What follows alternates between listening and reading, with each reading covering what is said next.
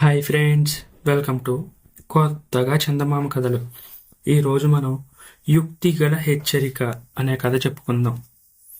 పూర్వం చిరపురం అనే రాజ్యాన్ని చిరదాత అనే రాజు ఏలుతూ ఉండేవాడు. ఆయన చాలా మంచివాడే, కానీ ఆయన చుట్టూ చేరిన వారందరూ పరమ దుర్మార్గులు. ఇలా ఉండగా ప్రసంగుడనేవాడు ఇంకో ఇద్దరు స్నేహితులతో కలిసి చిరపురాన్ని చేరుకున్నాడు. రాజుగారి దగ్గర ముగ్గురికి కొలువు దొరికింది. పని కూడా ప్రారంభించారు. కానీ ఎన్ని రోజులు గడిచినా వారికి ఒక జీతం గాని భత్యం గాని ముట్టనే లేదు. పండగలు పబ్బాలు వచ్చినప్పుడు రాజుగారు తన భృత్యులందరికీ బట్టలు డబ్బు పంపుతూ ఉండేవారు. వీరికి కనీసం అవి కూడా అందేవి కాదు. దివాణంలో ఏ పూటకా పూట తిండి తింటూ ఎవరే పని చెప్పినా చేస్తూ వచ్చారన్న మాటే గాని రాజుగారి కొలువులో ప్రసంగుడు అతని మిత్రులు ఉన్న సంగతి కనీసం ఎవరికీ తెలిసినట్లు కూడా కనబడలేదు. ఇలా ఈ కొలువు ఎంతకాలమని చేయగలం? చేతిలో ఎర్రని ఏగాని లేకుండా మనం పెళ్ళిళ్ళేం చేసుకుంటాం, సంసారాలేం నిర్వహిస్తాం, మన గతి ఏమిటి అని ప్రసంగుణ్ణి స్నేహితులు అడిగారు. దయచేసి మీరందరూ కొంచెం ఓపిక పట్టండి. మన మహారాజు గారు దయాద్ర హృదయుడు. ప్రతి పండగకు ఎంత విరివిగా దానాలు చేస్తాడో మనందరం కళ్ళారా చూస్తూనే ఉన్నాం కదా. మనం వెళ్ళి ఆయనతోనే మొరపెట్టుకుంటే మన దుర్దశ తీరిపోతుంది అని ప్రసంగుడు సలహా ఇచ్చాడు.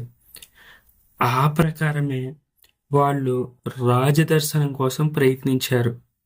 కానీ భటులు వారిని రాజసౌధం దరిదాపులకు కూడా రాకుండా తరిమి కొట్టారు.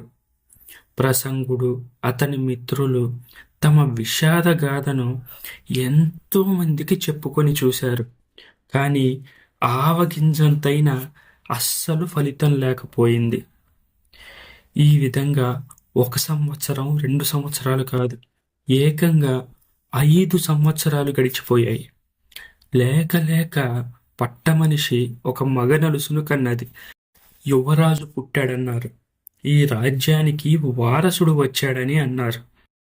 ఆర్భాటంగా ఊరంతా అలంకరించి ఉత్సవాలు జరిపించారు. డబ్బును మంచి నీళ్లలాగా ఖర్చు పెట్టారు. మెడ మీద తల ఉన్న ప్రతి పౌరుడికి బట్టలు, ధాన్యాలు, పళ్ళు, పాత్రలు, డబ్బులు పంచారు. కానీ శపించినట్టుగా ప్రసంగుడికి గాని అతని మిత్రులకు గాని ఒక్క చిల్లి దమ్మిడి కూడా ముట్టలేదు. పుట్టిన యువరాజును 3వ రోజున ఎన్నెమ్మ పొట్టన పెట్టుకుంది. 3 రోజుల పిల్లవాడు పోతే ఎవరు పెద్దగా శోకాలు పెడతారు? రాజభవనంలో రాజుగారు విచారంగా ఒకచోట కూర్చొని ఉన్నారు. ఎవరెవరో వచ్చి పరామర్శించి పోతున్నారు. పరామర్శకు వచ్చేపోయే జనాన్ని భటులు అడ్డగించడం లేదు. ఈ అవకాశం గమనించి ప్రసంగుడు అతని మిత్రులు రాజుగారుండే చోటికి వెళ్ళి గుండెలు బాదుకుంటూ శోకాలు ప్రారంభించారు. అయ్యో యువరాజా, నువ్వు పెరిగి పెద్దవాడయ్యాక అయినా మాకు జీతభత్యాలు ఏర్పాటు చేయిస్తావనుకున్నామే. నీకోసం 5 ఏళ్ళు కాచుకొని ఉన్నామే. అంతలోనే మా ఆశలు గంగలో కలిపిపోయావా? ఇంక మమ్మల్ని చూసేదెవరు, ఆదరించేదెవరు అంటూ వాళ్ళు గట్టిగా ఏడ్చారు. వారి మాటలు వింటుంటే రాజుకు ఆశ్చర్యం కలిగింది.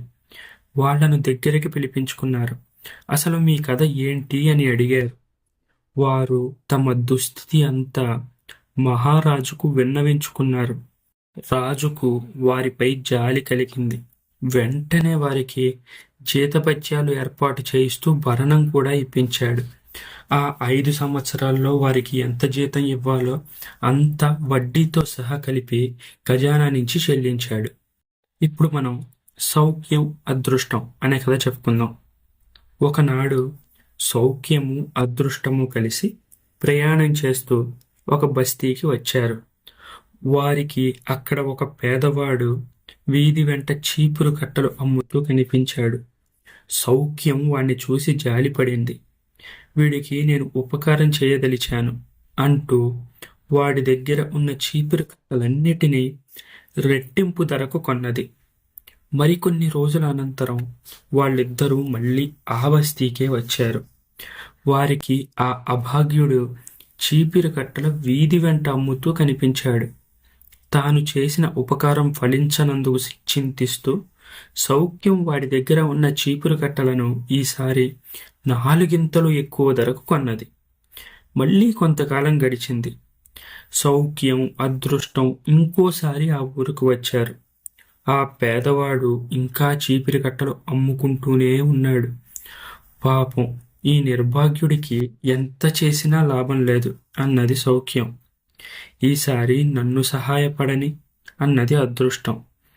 ఆమె వాడి చీపిరి కట్టలన్నీ మామూలు ధరకే కొన్నది. తర్వాత అక్క చెల్లెళ్ళు వెళ్ళిపోయారు. కొంతకాలం గడిచాక వాళ్ళు మరోసారి ఈ ఊరికి రావడం జరిగింది.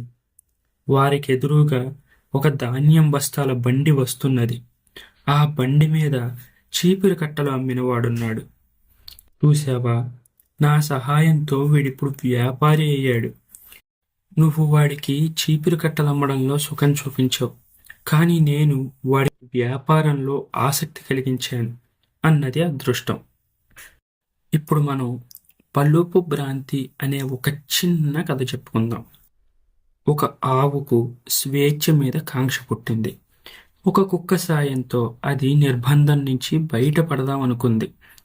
రాత్రిపూట ఆవును విడిపించడానికి కుక్క వచ్చింది. అది ఆవు పలుపు తాడు కొరకబోయింది. చూడు తమ్ముడు, చక్కటి పలుపు తాడు అది. నాకున్న ఆస్తి కూడా అదే. దాన్ని కొరక మాకు. తాడును గుంజ నుంచి విప్పే, వెంట పెట్టుకుపోతాను అని బతిమాలింది ఆవు. కుక్క అలాగే చేసింది. కానీ ఆవు పారిపోయింది. కానీ అది ఎంతో దూరం వెళ్ళలేకపోయింది. రోడ్డు పక్కన ఉన్న బండరాయి కింద పలుపు ఎరుక్కొని ఆవు కదలలేకపోయింది. ఇంతలో యజమాని రానే వచ్చి ఆవును మళ్ళీ ఇంటికి తోలుకొని వెళ్ళిపోయాడు. ఇలా పలుపు తాడు మీద ఉన్న ఇష్టంతో ఆవు మళ్ళీ యజమాని దగ్గర ఇరుక్కుపోయింది. ఈసారి యజమాని దాన్ని మరింత కట్టుదిట్టంగా బంధించాడు. కాబట్టి దానికి మళ్ళీ తప్పించుకునే అవకాశం కూడా లేకపోయింది. ఈ కథలన్నీ మీకు నచ్చినట్లయితే వీటిని లైక్ చేయండి, మీ ఫ్రెండ్స్ అందరికీ షేర్ చేయండి. అలాగే మన ఛానల్ని సబ్స్క్రైబ్ చేసుకోవడం మాత్రం అస్సలు మర్చిపోకండి. Thank you friends.